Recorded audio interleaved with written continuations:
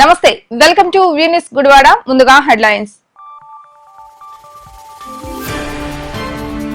ఇచ్చిన మాట ప్రకారం ఇసుకను ఉచితం చేస్తూ జీవో విడుదల చేసిన ముఖ్యమంత్రికి ధన్యవాదాలు తెలిపిన టీడీపీ నేతలు గత ప్రభుత్వం ఇసుకను దోచుకోవడమే పరమావధిగా పరిపాలన సాగించారంటూ మండిపడ్డారు రావి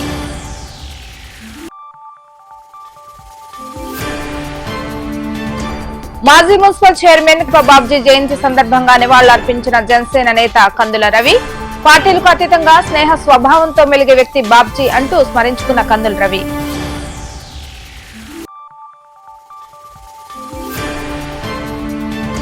డిమాండ్స్ డే సందర్భంగా 10వ తేదీన ఎంఆర్ఓ కార్యాలయం ఎదుట నిరసన చేపడతామన్న సిపిఎం నేతలు గత ప్రభుత్వంలో మాదిరిగా కాకుండా కార్మికుల కొరకు ఈ ప్రభుత్వం ఆలోచించాలని కోరిన ఆర్సీపీ రెడ్డి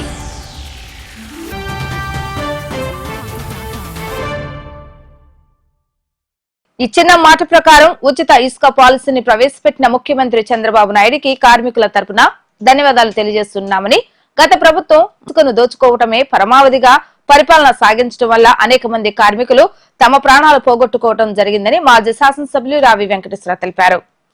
ప్రజావేదిక కార్యాలయంలో ఏర్పాటు చేసిన విలేకరుల సమావేశంలో రావి వెంకటేశ్వర మీడియాతో మాట్లాడుతూ సూపర్ 6 పథకంలో భాగంగా నిన్నటి నుండి రాష్ట్రంలో ఇసుకను ఉచితం చేయడం జరిగిందని తెలిపారు. గతంలో వైసీపీ ప్రభుత్వం ఇసుకను దోచుకోవటమే ప్రధాన లక్ష్యంగా పరిపాలన సాగించి కోట్ల రూపాయలను ఆర్జించడం జరిగిందని మండిపడ్డారు.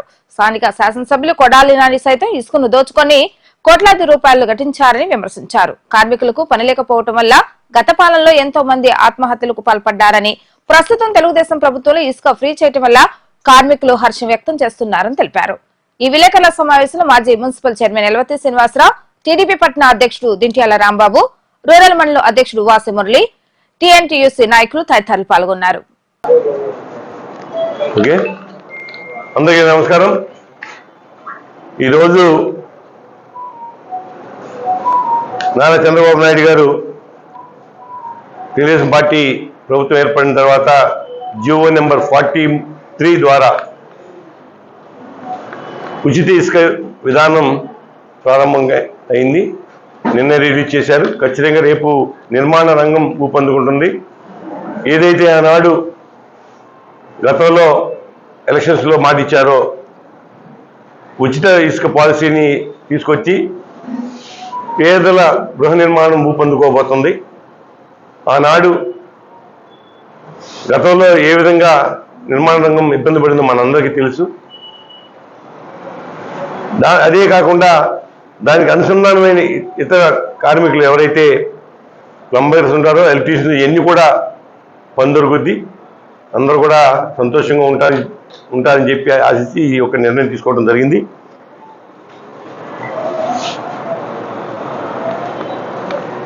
అలాగే ఆనాడు ఎన్నికల్లో ఇచ్చిన హామీని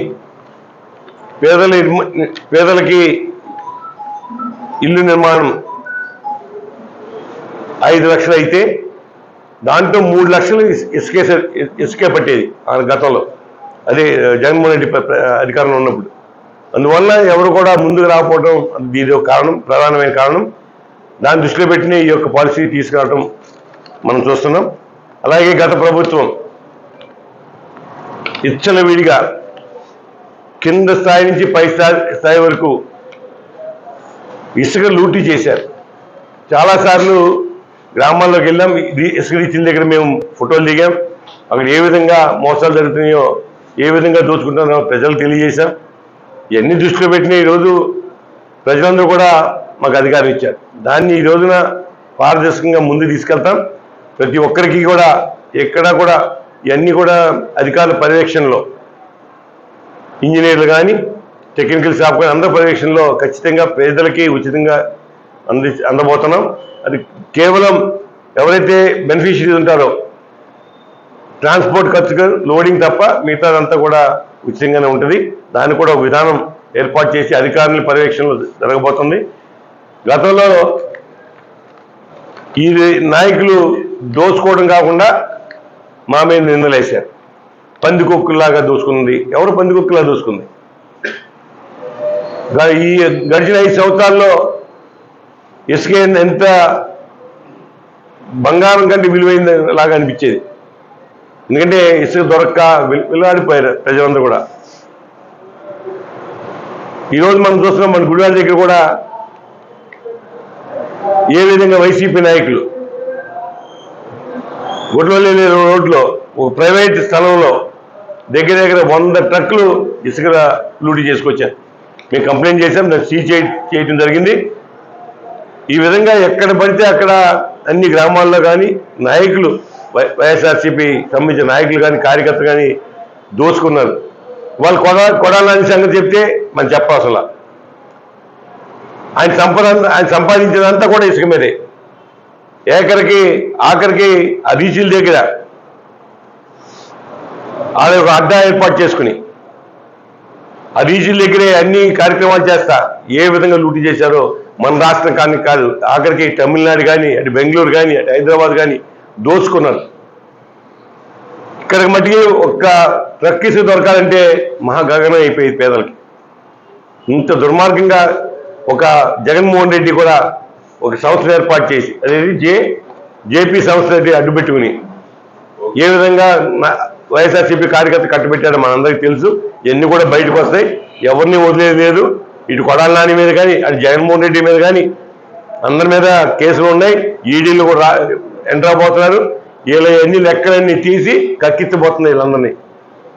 వాళ్ళ మన ఇంకోటి ఆ సంతోషం ఏంటంటే వాళ్ళ పేద ప్రజలు ఎవరైతే ఇల్లు నిర్మాణం చేసుకోబోతున్నారో వాళ్ళందరూ కూడా ఎంతో సంతోషం వ్యక్తం చేశారు. చాలామంది నాకు ఫోన్ చేశారు, మంచి నిర్ణయం తీసుకున్న ప్రభుత్వం అని. వాళ్ళందరూ కూడా శుభాకాంక్షలు తెలియజేస్తారు. ఖచ్చితంగా పేదలకి అందుబాటులో ఉండే విధంగా ఇసుక అందజేయబోతున్నాం. మంచి ఇల్లు కట్టుకునే విధానం కూడా కార్యక్రమాన్ని ముందు తీసుకెళ్తాం. అదే రేపు రాబోయే ప్రభుత్వ చంద్రబాబు నాయుడు గారి నాయకత్వంలో వాల్యూ ఆఫ్ ఒక యూనిట్ గతంలో మనకి ఇచ్చింది 1,80,000 అనుకుంటా, దాన్ని వాళ్ళు పెంచబోతున్నాం. దాని మీద తొందరగా నిర్ణయం వస్తుంది.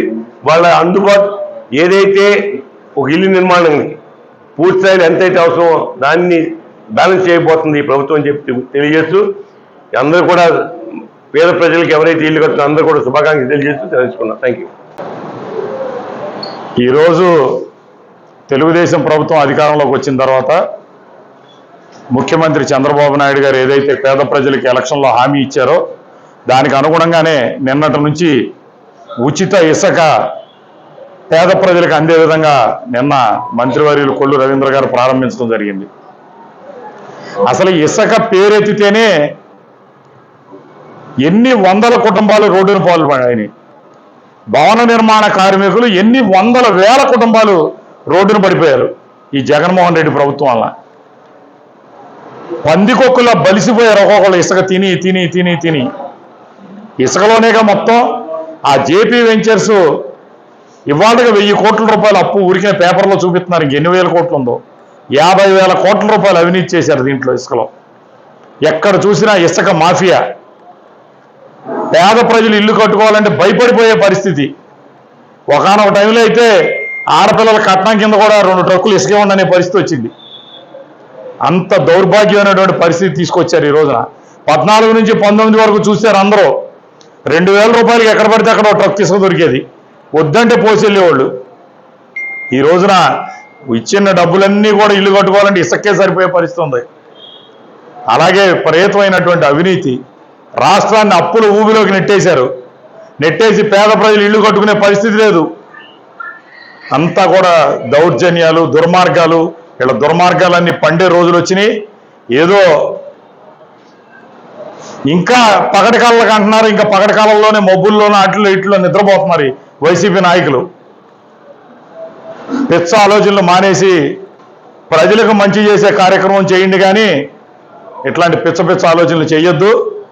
తప్పనిసరిగా రాష్ట్ర ప్రభుత్వం ఏదైతే హామీ ఇచ్చిందో 6 గ్యారెంటీలు ఉన్నాయో దాన్ని ఏదైతే తూచా తప్పకుండా అమలు చేయడానికి ముఖ్యమంత్రి చంద్రబాబు నాయుడు గారు కంకణం కట్టుకున్నారు, ఈ ప్రభుత్వం కంకణం కట్టుకుంది. దానిలో భాగంగానే చకచక ఒకదాని తర్వాత పెన్షన్లు 7,000 రూపాయలు ఇచ్చాం, ఉచిత ఇసుక, రేపో మాపో ఫ్రీ గ్యాస్ సిలిండర్లు రాబోతా ఉన్నాయి. ఒకదాని తర్వాత ఒకటి మొత్తం ఖజానా మొత్తం ఖాళీ చేసి మొత్తం బోడిగుండు కొట్టి మొత్తం అన్ని ఇచ్చి వెళ్ళారు మీరు. దాన్ని అయినా సరే ప్రజలకు ఇచ్చిన హామీలన్నీ నెరవేర్చే దిశలో భాగంగా ఈరోజు జరుగుతూ ఉన్నది. పేద ప్రజలందరూ సద్వినియోగం చేసుకోండి.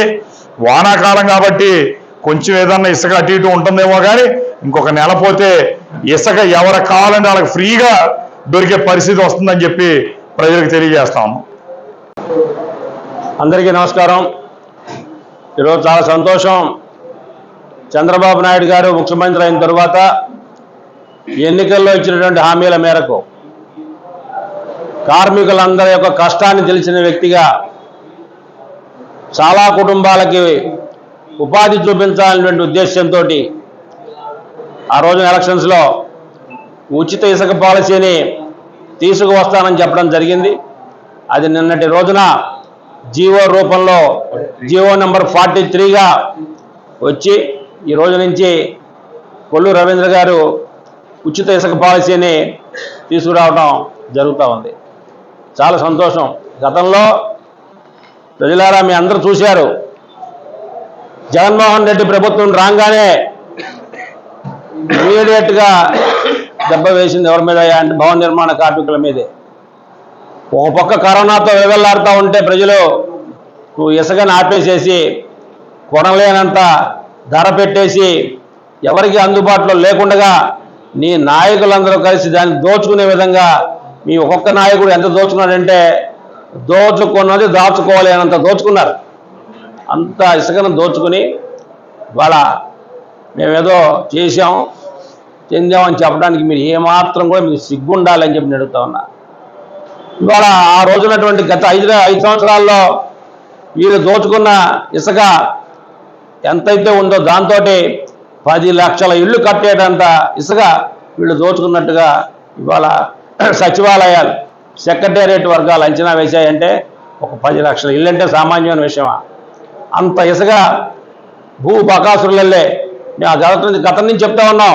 మేము ప్రతిపక్షంలో ఉన్నప్పుడు కూడా ల్యాండ్, శాండ్, మైన్ ఈ 3 విషయాలు కూడా ఈ జగన్మోహన్ రెడ్డి దోచుకుంటా ఉన్నాడు, ఆయనతో పాటు నాయకులందరూ దోచుకుంటా ఉన్నారు అని చెప్పి మేము నెత్తి నోరు ముచ్చుకొని చెప్పాం. ఏ అధికారి పట్టించుకునే పరిస్థితి లేదు. వాళ్ళు ఆరా తీస్తే ఇది పరిస్థితి. ఒక బోగస్ కంపెనీ జేపీ కంపెనీ ద్వారా వెంచర్స్ పెట్టి 800 కోట్ల రూపాయలు దారాదత్తం చేశాడంటే ఇది చాలా హాస్యాస్పదం. ప్రజల డబ్బుని ఈ విధంగా దోచుకోవడం అనేటువంటిది చాలా సిగ్గుమాలిన పరిస్థితి. అంతేందుకు గుడివాడ ఎమ్మెల్యేగా పనిచేసినటువంటి వ్యక్తి ఒక్క లారీ ఉందో లేదో గతంలో ఆయన లారీ ఫీల్డ్ అయినప్పటికీ ఒక లారీ కూడా లేదనుకుంటా, ఆయన కొన్ని లారీలు అమ్మేశాడు. తర్వాత ఇసుక ఎప్పుడైతే మనం మింగేద్దామో జగన్మోహన్ రెడ్డి ప్రతి నాయకుడిని ఇసుక తినేయమంటా ఉన్నాడో దాని ద్వారా డబ్బు సంపాదించుకోవచ్చు అన్న ఆలోచనతో దాదాపుగా 50-60 టిప్పర్లు, పెద్ద పెద్ద టిప్పర్లు శివుని రథం అనే పేరుతోటి మీ కళ్ళ ముందు తిరిగాయి. ఒక చోట కాదు, కేవలం మన ఆంధ్రప్రదేశ్ సప్లై చేయడం కోసం కాదు, అది తెలంగాణలో చేశారు, తమిళనాడులో చేశారు, కర్ణాటకలో చేశారు. ఇలా అన్ని చోట్లకి కూడా ఆ శివుని రథాలు, కొడాలి రథాలు, శివుని రథం అంటే కన్నా కొడాలి ఇసుక రథాలు ఇవన్నీ కూడా ఇతర రాష్ట్రాలకు పంపించి అంతులేనంత డబ్బు దోచుకుని ఇవాళ మాకేం తెలియదు, మేమేం చేయలేదు అనే పరిస్థితి. మీరు రంగనాచి కబుర్లు మాట్లాడుతూ ఉన్నారంటే ఇంతకన్నా దారుణమైన పరిస్థితి లేదు. తప్పనిసరిగా ఎన్నికల్లో మీలాగా నవరత్నాలని చెప్పి ప్రజలను మభ్యపెట్టి వచ్చి ఏమి చేయకుండా అన్ని రత్నాలు సాధించామని ప్రగల్భాలు పలికే ప్రభుత్వం కాదు అని చెప్తా ఉన్నాం. తప్పనిసరిగా మీరు లెక్క రాసుకోండి. కావాలంటే నిన్న మొన్న ఏం చేసాం, రేపు ఏం చేస్తాం, ఎల్లుండి ఏం చేయబోతున్నాం. ఏదైతే హామీ ఇచ్చామో ప్రతి హామీని కూడా ఎన్ని కష్ట నష్టాలు వచ్చినా కూడా మేము తప్పనిసరిగా అమలు రాష్ట్ర ప్రజలందరికీ కూడా ఇది ఒక శుభవార్త. ఎందుకంటే గతంలో చంద్రబాబు నాయుడు ఏదైతే హామీ ఇచ్చారో పేద ప్రజలందరికీ కూడా ఉచిత ఇసుక విధానం ప్రవేశపెడతామని చెప్పారు. అందులో భాగంగానే జీవో నెంబర్ 43 తీసుకొచ్చి ప్రజలందరికీ కూడా ఉచిత ఇసుక ఏర్పాటు చేయడం జరిగింది. గతంలో గ్రామీణ ప్రాంతంలో ఇప్పుడు కూడా టాక్టర్ ఇసుకొచ్చి 2000-2400 తీసుకొచ్చేవాళ్ళు. అలాంటిది గత 5 సంవత్సరాలు కూడా లారీ ఇసుక కొనాలంటే 30,000-40,000 పెట్టాల్సి వచ్చేది. అది కూడా గ్రామీణ ప్రాంతాల్లో రోడ్లు సరిలేక ఎక్కడో సార్ పోస్తే మళ్ళీ దాన్ని ట్రాన్స్పోర్ట్ చేయడానికి 2 ఖర్చు అయ్యేది. ఇప్పుడు రైతులు కూడా స్వచ్ఛందంగా ట్రాక్టర్ తీసుకొచ్చి ఇసుక తీసుకురావచ్చు. ఖచ్చితంగా గ్రామీణ ప్రాంతంలో చిన్న చిన్న సీసీ రోడ్లో కూడా ట్రాక్టర్ ద్వారా వెళ్ళి చక్కగా ఇల్లు కట్టుకోవడం అవకాశం ఉంది. గ్రామీణ ప్రాంత ప్రజలందరూ కూడా ఈ ఇసుక విధానం ఉపయోగించుకోండి. ఎందుకంటే గత ప్రభుత్వంలో కాదు, ఇచ్చిన మాట నిలబెట్టుకోవడం కోసం బాబు గారు ఉచిత ఇసుక ఏర్పాటు చేశారు. దానిలో భాగంగానే 5 హామీలు ఏర్పాటు చేశారు. దానిలో ముందుగా మెగా డిఎస్పీ సంతకం పెట్టడం జరిగింది. రెండోది పింఛన్లు గతంలో చెప్పినట్టుగా 7,000 ఇస్తున్నారు, 7,000 ఇచ్చారు. అట్లాగే రేపు మాపు 3 గ్యాస్ సిలిండర్లు కానీ, అట్లాగే మహిళలకి 18 సంవత్సరాల నిండిన కాడి నుంచి మనిషికి 15,000 కొరకు ఇది కూడా పథకం అమలు రాబోతుంది. ఇచ్చిన మాట నిలబెట్టుకోవాలంటే ఖచ్చితంగా బాబు గారే రాష్ట్రం సుభిక్షంగా ఉండాలన్నా, అందరూ బాగుండాలన్నా బాబు గారు అధికారం ఇచ్చారు కాబట్టి, అందరూగా తెలుగుదేశం పార్టీకి ఇంత ఘన విజయం చేశాం కాబట్టి ఖచ్చితంగా బాబు గారు రాష్ట్రాన్ని బ్రహ్మాండమైన ముందు చూపుగా తీసుకెళ్తారని తెలియపరచుకుంటూ, అట్లాగే మీ అందరూ కూడా ఈ ఉచిత విధానం ఖచ్చితంగా ఎవరిని నమ్మొద్దు. ఖచ్చితంగా ఎవరైనా సరే రైతులు కూడా ట్రాక్టర్ తీసుకెళ్లి తెచ్చుకోవాల్సిందిగా కోరుకుంటూ సెలవు తీసుకున్నాను. అందరికీ నమస్కారం. ఈరోజు నారా చంద్రబాబు నాయుడు గారు ఆంధ్ర రాష్ట్రంలో ఉచిత ఇసుక విధానాన్ని తీసుకురావటం ఆంధ్ర రాష్ట్రంలో ఉన్నటువంటి కార్మిక సోదరులందరికీ కూడా చాలా శుభ పరిణామం. ముందుగా ఈ యొక్క ఉచిత ఇసుకని ప్రవేశపెట్టినటువంటి ఆంధ్ర రాష్ట్ర ముఖ్యమంత్రి వర్యులు నారా చంద్రబాబు నాయుడు గారికి మా కార్మిక సంఘం తరపు నుంచి హృదయపూర్వకమైనటువంటి నమస్కారాలు తెలియజేస్తున్నాం. గతంలో ఉన్నటువంటి ప్రభుత్వం తెలుగుదేశం పార్టీ 14 నుంచి 19 వరకు అధికారంలో ఉన్నప్పుడు తెలుగుదేశం పార్టీ ప్రభుత్వం మీద ఉచిత ఇసుక విధానాన్ని ప్రవేశపెట్టినప్పుడు జగన్మోహన్ రెడ్డి గారు ఇసుక విధానంలో వేల కోట్లు దోచుకు తింటున్నారనేటి అసత్య ప్రచారాలని ఆంధ్ర రాష్ట్ర ప్రజలకి నమ్మించే విధానంలో ఒకే మాటని 10 సార్లు చెప్తే ఇదే నిజమని నమ్మినట్టుగా ప్రజలు నమ్మారు. అది నమ్మి ఆయనకి అధికారాన్ని ఇస్తే 19 తర్వాత నుంచి 24 వరకు ఇసుక విధానం, అప్పుడైతే వేల కోట్లు దోచుకున్నారు అని చెప్పినటువంటి మనిషి ఒక లారీ ఇసుక కొనాలంటే ఆంధ్ర రాష్ట్రంలో ఒక లారీ ఇసుక కొనేదానికంటే కూడా ఒక కాసు బంగారం తేలిగ్గా కొనుక్కోవచ్చని అభిప్రాయానికి వచ్చారు పేద ప్రజలందరూ కూడా. ఇలాంటి విధానంలో భవన నిర్మాణ కార్మికులు కానివ్వండి, దానికి అనుసంధానంగా ఉన్నటువంటి కార్మికులు కానీ ఈ 5 సంవత్సరాల్లో వాళ్ళ కుటుంబాలు విచ్ఛిన్నం అయిపోయినాయి. వాళ్ళ పిల్లల భవిష్యత్తు చదువుకునే విధానం లేక వాళ్ళ కుటుంబాలు గడవక ఆంధ్ర రాష్ట్రంలో దాదాపుగా 42 మంది భవన నిర్మాణ కార్మికులు ఆత్మహత్య చేసుకుని చచ్చిపోయారు. దానికి వారు వీడియో తీసి, వారు సెల్ఫీ వీడియో తీసుకుని ఆత్మహత్య చేసి చచ్చిపోయారనమాట. మేము కేవలం ఇసుక లేకపోవడం వల్ల మేము బ్రతకలేని పరిస్థితుల్లో మా కుటుంబాలను బ్రతికించుకోలేక కేవలం ఆత్మహత్య చేసి చచ్చిపోతున్నాం అనేటువంటి వీడియోలు రిలీజ్ అయినప్పటికీ కూడా ఎంత గుడ్డిగా ఈ ప్రభుత్వం ఉందంటే, ఆ విషయాన్ని ఒకవేళ ఆయన బయట తిరగట్లేదు కదా, పరదాలు అడ్డం పెట్టుకు తిరుగుతున్నాడు, ఒకవేళ బయట మాజీ మున్సిపల్ వైస్ చైర్మన్ కీర్తిశేషులు అడప బాబ్జీ జయంతి సందర్భంగా ఆయన అభిమాని జనసేన నాయకులు కందుల రవి ఇమేజ్ లైన్స్ కార్యాలయం నందు అడప బాబ్జీ చిత్రపటానికి పూలమాలలు వేసి నివాళులు అర్పించడం జరిగింది.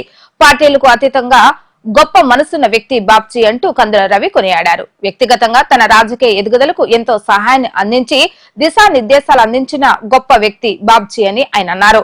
మా మధ్య లేకపోయినా ఆయన మాకు చెప్పిన మాటలు ఎప్పుడూ మా మధ్యలో నిలిచి ఉంటాయని తెలిపారు.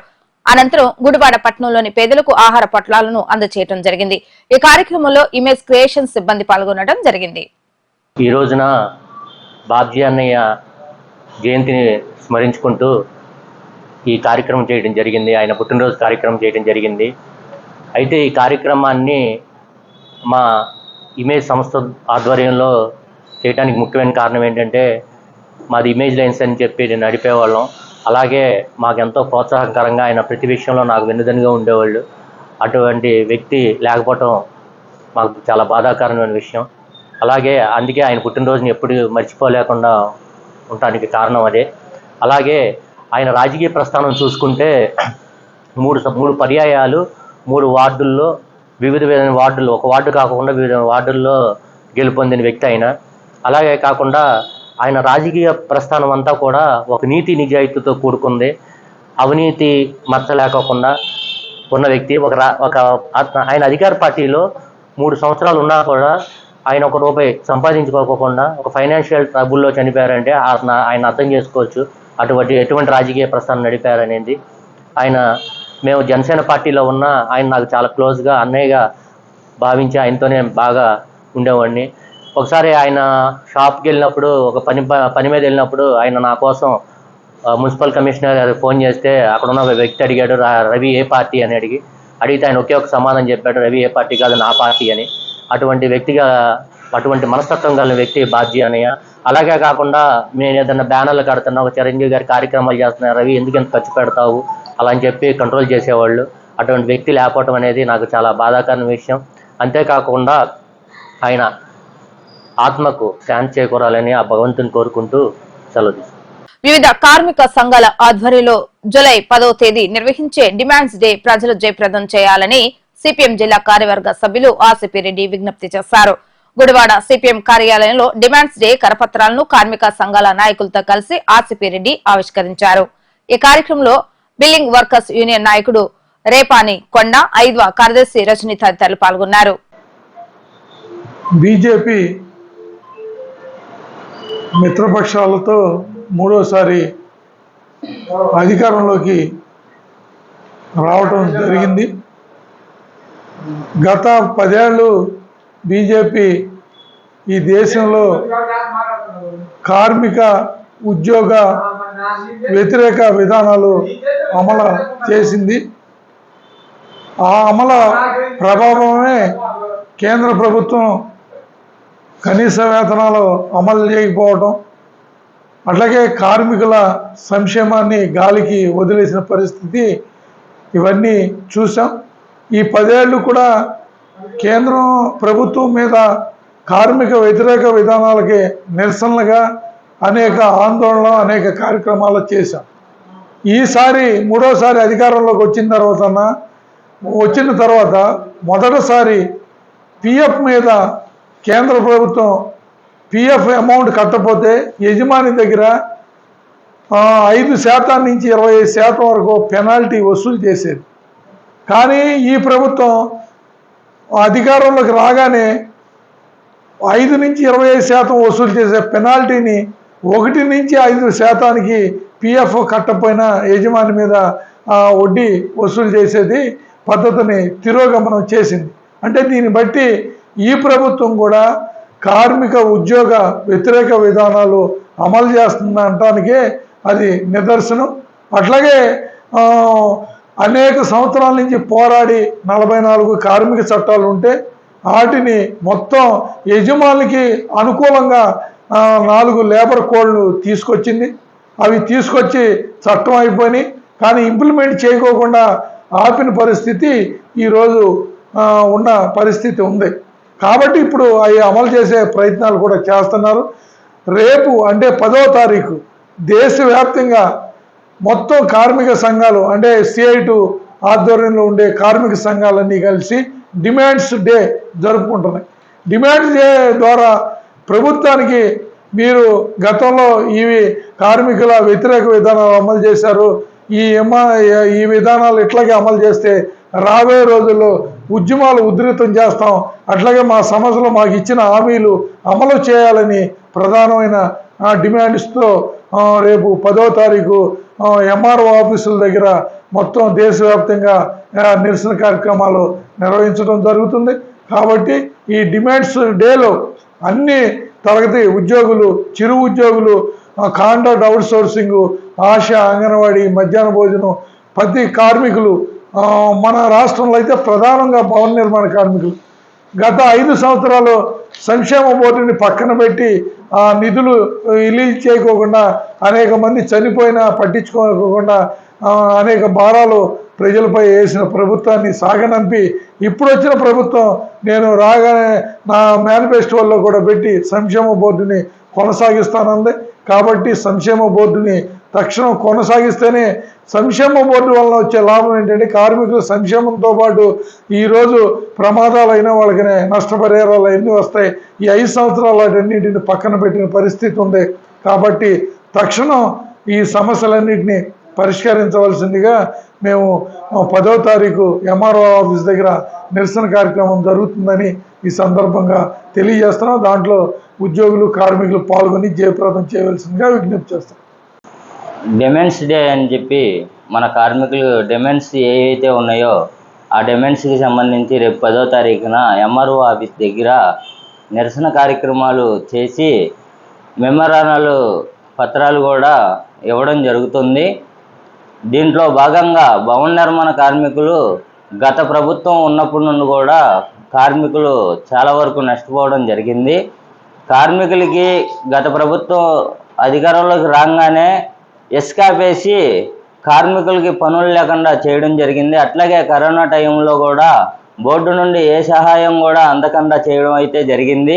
ఇప్పుడు ఆ బోర్డులో ఉన్న సంక్షేమ బోర్డుని ఏదైతే ఉందో అది అంతకుముందు మన ఇప్పుడు ఏ ప్రభుత్వం అయితే అధికారంలోకి వచ్చిందో ఆ ప్రభుత్వమే 1150 కోట్లు తీసి వాడింది. అప్పుడు వాడిన తర్వాత ఇప్పుడు జగన్మోహన్ రెడ్డి గారు అధికారంలోకి వచ్చినాక కూడా మేము కూడా దాంట్లో వాడుకుంటే తప్పేంటన్న విధానంలో తీసుకొని సంక్షేమ బోర్డు ఏదైతే ఉందో దాన్ని పక్కన పెట్టేశారు. దాంట్లో ఉన్న నిధులు మాత్రం గవర్నమెంట్ వాడుకుంటుంది, కానీ కార్మికులకు ఉపయోగపడే పనులు ఏవైతే ఉన్నాయో అవి రాకుండా చేయడం అయితే కరెక్ట్ కాదు. ఇప్పుడు వచ్చిన గవర్నమెంట్ కూడా ఇసుక ఇస్తున్నాను, ఇసుక ఫ్రీ అంటున్నారు. ఇసుక ఫ్రీ చేస్తే బాగానే ఉండిద్ది, కానీ చేయాల్సిన విధానాల్లో చేస్తే బాగానే ఉండిద్ది. ఇసుక ఒకటే ఏ అయితే భవన నిర్మాణ కార్మికులు భవనం కట్టడానికి మెటీరియల్ ఏదైతే ఉందో అవన్నీ కూడా అనుకూలమైన పరిస్థితుల్లోకి మార్చగలిగితే ఆ రేట్లు అవన్నీ మార్చగలిగితేనే కార్మికులకి పని ఉండిద్ది. ఇప్పుడు వర్షాకాలం కూడా రావడం స్టార్ట్ అయింది. ఈ వర్షాల టైంలో ఇసుక తీసి స్టాకు ఉంచుకోగలిగితేనే కార్మికులకు పనులు ఉంటాయి. ఇసుక ఫ్రీ అని చెప్పి పేపర్లో ప్రకటన ఇవ్వడం కాదు, ఇసుక ఏ విధంగా ఫ్రీగా ఇస్తామని గవర్నమెంట్ తెలియపరుస్తుందో ఆ విధంగా కార్మికులకి అందుబాటులో ఉండేటట్టు కూడా ఇసుక రిచ్ల్లో తీసి కార్మికులకి అందుబాటులో ఉంచితే ప్రభుత్వానికి చాలా గౌరవం ఉండిద్ది. మా సంక్షేమ బోర్డు మాత్రం కొనసాగించాలని రేపు 10 గంటలకి ఎంఆర్ఓ ఆఫీస్ దగ్గర కార్యక్రమం పెట్టాము. అక్కడ మెమోరాండం ఇస్తాం. రేపు కొత్తగా ఎన్నికైన గవర్నమెంట్లో వెనుగళ్ల రాము గారు ఎమ్మెల్యే గారికి కూడా వినతి పత్రం ఇవ్వడానికి కూడా మన భవన నిర్మాణ కార్మికులు కూడా వెళ్ళడం. వికలాంగుల పెన్షన్ విషయంలో అనేక మంది వికలాంగులు సరైన అవగాహన లేకపోవడం వల్ల ఇబ్బందులు పడుతున్న విషయాన్ని ఎమ్మెల్యే దృష్టికి తీసుకురావడంతో వికలాంగులకు ఏ విధమైన సర్టిఫికెట్ ఉంటే పూర్తి స్థాయి వికలాంగుల పెన్షన్ అందుతున్న వివరాలను టీడీపీ విభిన్న ప్రతిభావంతుల రాష్ట్ర అధికార ప్రతినిధి మజ్జాడ నాగరాజు వివరించారు. ప్రజావేదిక కార్యాలయంలో ఏర్పాటు చేసిన విలేకరుల సమావేశంలో ఆయన మాట్లాడుతూ పూర్తిగా మరో వ్యక్తిపై ఆధారపడి జీవనం సాగిస్తున్న వికలాంగులకు మాత్రమే 15,000 రూపాయల పెన్షన్ వస్తుందని వివరించారు. వెనుగళ్ల రాము గారి యొక్క ఆదేశాల మేరకు దివ్యాంగుల సమస్య మీద పెన్షన్ విధానం మీద ప్రెస్ మీట్ అనేది ఏర్పాటు చేస్తున్నాము. దివ్యాంగులు ఈ యొక్క పెన్షన్ విధానం అనేది ఈ రోజున జగన్మోహన్ రెడ్డి యొక్క ప్రభుత్వంలోని 2019 నుంచి 24 వరకు కూడా అనేక అక్రమాలు జరిగాయి. దాని మీద వెరిఫికేషన్ అనేది జరుగుతుంది. కానీ మా దివ్యాంగ సోదరులు కొంతమంది ఎవరైతే 5,000 రూపాయల పెన్షన్స్ ఉన్నారో వాళ్ళకి 15,000 రూపాయలు వచ్చే పెన్షన్ విధానం తెలియక వాళ్ళు ఇబ్బంది పడుతున్నారు. కొంతమంది మాకు సదరన్ సర్టిఫికేట్లని 80% ఉంది, మాకు 15,000 ఎందుకు రావట్లేదు అనేది కూడా మా దృష్టికి తీసుకురావడం జరిగింది. అయితే మరి ముఖ్యంగా తెలుగుదేశం పార్టీ నాయకులు కానీ సచివాలయం సిబ్బంది కానీ ఈ దివ్యాంగ సోదరులు కానీ ముందుగా గమనించాల్సిన విషయం ఏంటంటే మన యొక్క బాడీలోని ఒక పార్ట్ అనేది అంగవైకల్యం కలిగి ఉన్నప్పుడు అది చెయ్యి కానీ కాలు కానీ కన్ను కానీ ఇతరితర ఏదైనా అంగవైకల్యం కలిగిన వాళ్ళకి 80% నుంచి 100% ఉన్నా కూడా వాళ్ళకి 15,000 రూపాయల పెన్షన్ రాదు. వారికి మాత్రం 6,000 రూపాయల పెన్షనే వస్తుంది. ఈ 15,000 రూపాయల పెన్షన్ అనేది డిజేబుల్లోని అట్లాగే పెరాలిసిస్ అంటే దివ్యాంగులు ఎవరైతే ఉన్నారో పూర్తి స్థాయిలోని మంచానికి అట్లాగే వీల్ చైర్కి పరిమితమైన వారు ఎవరైతే ఉన్నారో అంటే ఒక వ్యక్తి మరొక వ్యక్తి మీద ఆధారపడిన వ్యక్తికి మాత్రమే 15,000 రూపాయల పెన్షన్ వస్తుంది. అట్లాగే కొంతమందికి ఎలిజిబుల్ లేకపోయినా కూడా 15,000 రూపాయల పెన్షన్ వస్తుంది. అది మన యొక్క ప్రభుత్వం చూసుకుంటుంది. తర్వాత సచివాలయ సిబ్బంది ద్వారా ఎంక్వైరీ చేయిస్తారు. కానీ నియోజకవర్గంలో మొత్తంలో కూడా చాలా మంది కూడా అర్హత కలిగి ఉన్నవారు ఒకరి మీద ఆధారపడి జీవిస్తున్న వారికి 15,000 రూపాయల పెన్షన్ రావట్లేదు. అట్లాంటి వారు ఇక్కడికి వచ్చి మన ప్రజావేదిక కాడికి వచ్చి మీ యొక్క వివరాలు ఇవ్వండి. ఇందులోని తెలుగుదేశం పార్టీ నాయకులు సచివాలయ సిబ్బందితో మాట్లాడి, నియోజకవర్గంలో ఉన్న ప్రతి తెలుగుదేశం పార్టీ నాయకులు సచివాలయంలో ఉన్న ఎవరైతే హెల్త్ సెక్రటరీ ఉంటారో ఆ హెల్త్ సెక్రటరీని అడిగి, ఎవరైతే జెన్యూన్ పర్సన్ అయ్యుండి మంచానికి పరిమితం అయ్యుండి మంచం మీద సేవలు చేయించుకున్న వారికి, మానసిక వికలాంగులకి ఎవరికైతే నిజమైన జెన్యూన్ పర్సన్కి రావట్లేదంటే వాళ్ళకి ఇచ్చే సదుపాయం రాము గారు చేస్తానని చెప్పారు. కాబట్టి తెలుగుదేశం పార్టీ నాయకులు మరి మీడియా ద్వారాగా నేను తెలియజేసేది ఏంటంటే, 36 వార్డులో ఉన్న వాళ్ళు కానీ నియోజకవర్గంలో ఉన్న తెలుగుదేశం పార్టీ నాయకులు సచివాలయంలోని హెల్త్ సెక్రటరీని సంప్రదించి ఎవరైతే జెన్యూన్ పర్సన్కి రావట్లేదో, కొంతమంది వేరే రకాలుగా మార్గాల్లో తెచ్చుకుంటున్నారు, వాళ్ళని పక్కన పెట్టండి. జెన్యూన్ పర్సన్ అయ్యి అర్హత ఉండి అర్హత కలిగిన వ్యక్తికి ఎవరికైతే పెన్షన్ రావట్లేదో వాళ్ళ యొక్క సమాచారాన్ని మరి సేకరించమని మరి మన ఎమ్మెల్యే గారు మరి వెనిగెల రాము గారు ఆదేశించడం జరిగింది. వాళ్ళందరూ కూడా తగిన న్యాయం చేస్తానని మరి మా ద్వారాగా తెలియజేయమని చెప్పారు. కాబట్టి ప్రతి ఒక్కరు కూడా తెలుగుదేశం పార్టీ నాయకులు ముందుగా వెళ్ళి హెల్త్ సెక్రటరీని కలిసి సచివాలయంలోని ఎలిజిబిలిటీ ఉన్న వారికి పెన్షన్ ఎవరికి రావట్లేదు, 15,000 రూపాయల పెన్షన్, వాళ్ళని సమాచారం సేకరించాలని ఆదేశించడం జరిగింది. కాబట్టి ప్రతి ఒక్కరు కూడా ఆ యొక్క సమాచారాన్ని సేకరించాలని తెలియజేస్తున్నాము. ఇంకోటి, ఈ 6,000 రూపాయల పెన్షన్లోని హ్యాండిక్యాప్డ్ చేయపోయిన వాళ్ళు కానీ, కాలు పోని వాళ్ళు కానీ, కళ్ళు లేని వాళ్ళు కానీ, దయచేసి మీరు 80% ఉంది కాబట్టి నాకు వస్తుందని అనే అపోహలోకి వెళ్ళొద్దు. మీకు రాదు. ఒక వ్యక్తి ఎవరైతే మరొక వ్యక్తి మీద ఆధారపడి జీవిస్తున్నాడో అతనికి మాత్రమే వస్తుంది, అతనికి మాత్రమే పెన్షన్ ఎలిజిబుల్ అవుతుంది. కాబట్టి అలాంటి అర్హులు కలిగిన వారికి రాని వాళ్ళు ఎవరైతే ఉంటారో ఆ సమాచారాన్ని ఇక్కడికి వచ్చి ఇచ్చి మీరు రేపొద్దున్న భవిష్యత్తులో పెన్షన్ తీసుకునే విధంగా రాము గారు కృషి చేస్తానని హామీ ఇచ్చారు. కాబట్టి ఈ అవకాశాన్ని ప్రతి ఒక్కరూ సద్వినియోగం చేసుకోవాలని కోరుతున్నా. వ్యవసాయ కార్మిక సంఘం రాష్ట్ర ప్రధాన కార్యదర్శిగా రైతులు వ్యవసాయ కార్మికులు ఎదుర్కొంటున్న సమస్యలపై అనేక పోరాటాలు చేసి ఉద్యమకారుడుగా తన పేరును గుడివాడ చరిత్రలో చిరస్మరణీయంగా నిలిచిపోయేలా పనిచేసిన వ్యక్తి స్వర్గీయ కామ్రేడ్ రాజేష్ అని, అటువంటి వ్యక్తి మరణం తీరని లోటంటూ వ్యవసాయ సంఘం రాష్ట్ర ప్రధాన కార్యదర్శి వెంకటేశ్వర్లు తెలిపారు. కామ్రేడ్ రాజేష్ ప్రథమ వర్ధంతి వేడుకలను సుందరయ్య భవనం నందు గత రోజు సాయంత్రం ఘనంగా నిర్వహించడం జరిగింది. ఈ సందర్భంగా పలువురు ప్రజా సంఘ నాయకులు, వ్యవసాయ సంఘ నేతలు రాజేష్ కు ఘన నివాళులు అర్పించడం జరిగింది. అనంతరం ఆయన చేసిన పోరాటాలను స్మరించుకుంటూ ఘన నివాళులు అర్పించారు. కొద్దిమంది ఆ భూ సమస్యల్లో వేలు పెట్టి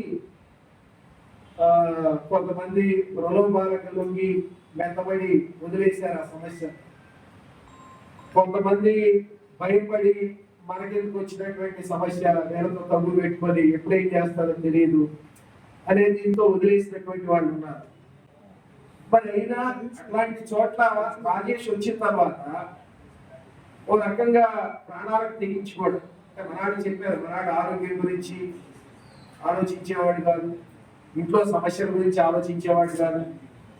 చివరికి ఓ దశలో అర్ధరాత్రి దాకా తిరిగి గ్రామాలంట 11ంటికో 12ంటికో ఇంటికి వెళ్తా ఉంటే భూస్వాములు కూడా భరించలేక వాళ్ళు పైకి కూడా కామెంట్ చేశారు, చూస్తాం వీడు అంతూ ఎట్లా ఇంకా ఉంటాడో అని చెప్పేసి. అయినా కానీ చాలా సందర్భాల్లో చెప్పేవాడు రఘు గారు మేమంతా, ఉదయాన్ని పొద్దుపోయిన తర్వాత ఇక్కడ గుడివాడ ఆఫీసులోనే పడుకో, వెళ్ళొద్దు అని చెప్పినా కానీ ప్రాణాలకు కూడా తెగించే రకంగా మన ఏం చేస్తారని దీంతో మొండితనంతో ఆ రకంగా తను ఇక్కడ ఉద్యమంలో నిలబడి పనిచేయడం జరిగింది. చివరిలో కూడా నిజంగా ఈ కిడ్నీ సమస్య వచ్చిందని మనకి తెలియదు. గత మార్చి ఏప్రిల్ మాసాల్లో జిల్లా వ్యవసాయ కార్మిక సంఘం ఆధ్వర్యంలో భూ పోరాటాలకు తోడుగా ఉపాధి హామీ సమస్యలు కూడా తీసుకుని పెద్ద కార్యక్రమం చేశాము. ఆ సందర్భంగా సైకిల్ యాత్రలు చేస్తా ఉంటే బంధుమిల్లిలో సైకిల్ యాత్రలో ఉండగానే అకస్మాత్తుగా ఆయాసం నాకు డాక్టర్ దగ్గర తీసుకుపోయి పరీక్షలు చేయిస్తే ఇట్లా ఇది ఆయాసం కిడ్నీ సమస్య కూడా ఉండటం మూలంగా వచ్చిందని చెప్పేసరి వాళ్ళు గుర్తించడం. ఏప్రిల్లో గుర్తించాం, మే, జూన్, జూలై 3 మాసాల్లోనే రాజేష్ మన నుంచి దూరం అయ్యాడు. అంటే చివరి దాకా వైద్యం జరుగుతుండగా కూడా అంటే ఇందాక డాక్టర్ కూడా ఆశ్చర్యం పోయారు. ఇంత అసలు తీవ్రంగా ఉంటే 18% అంటే అసలు ఎట్లా ఉన్నారని చెప్పేసి వైద్యం చేస్తే రాజేష్ కూడా ఏ రోజు అంటే ప్రాణాపాయం ఉంది, చచ్చిపోతానని పోసేస్తాను తనకి. ఆ రోజు వరకు కూడా తనకు అసలు ఊహ కూడా లేదు తనకి.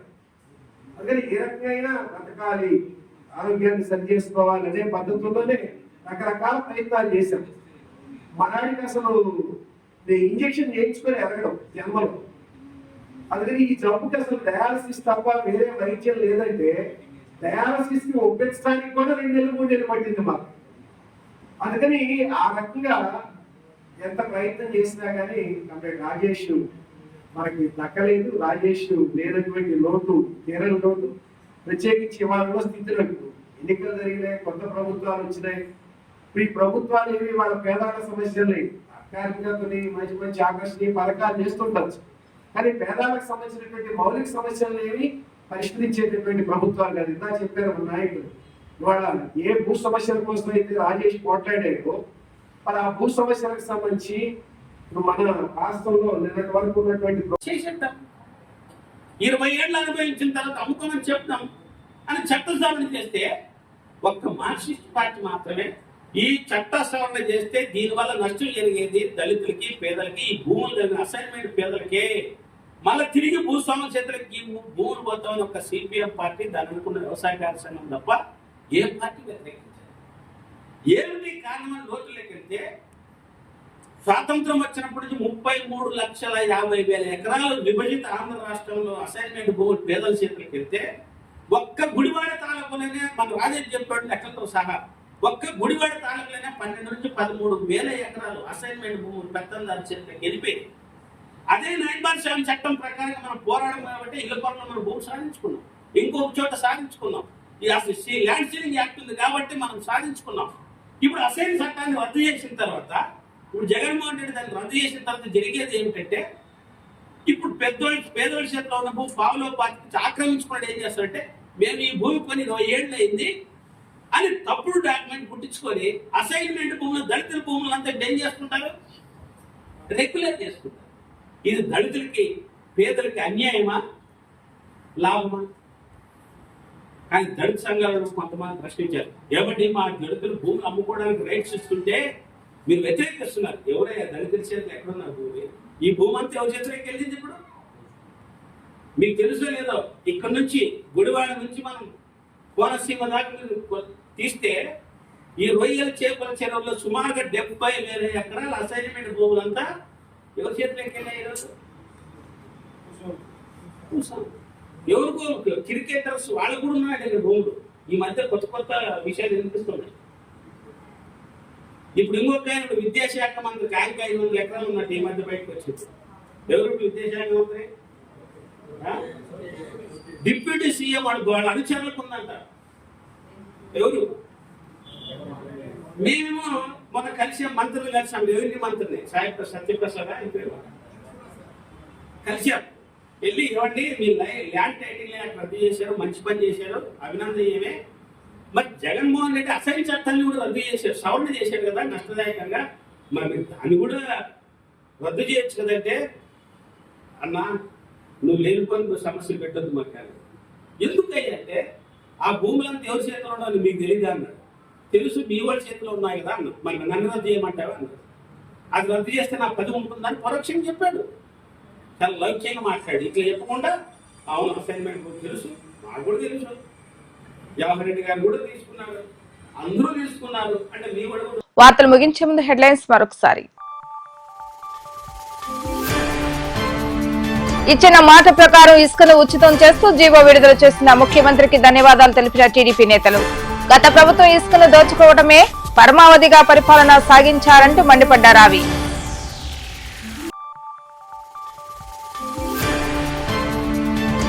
మాజీ మున్సిపల్ చైర్మన్ బాబ్జీ జయంతి సందర్భంగా నివాళులర్పించిన జనసేన నేత కందుల రవి. పార్టీలకు అతీతంగా స్నేహ స్వభావంతో మెలిగే వ్యక్తి బాబ్జీ అంటూ స్మరించుకున్న కందుల రవి.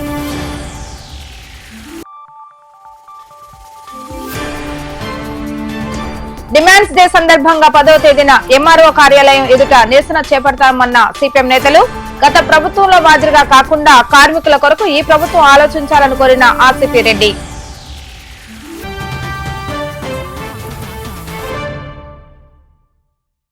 ఇవి ఈ రోజు వార్తా విశేషాలు. మరలా తిరిగి రేపటి వీటీవీ న్యూస్ లో కలుద్దాం. అప్పటి వరకు చూస్తూనే ఉండండి వీటీవీ గుడివాడ.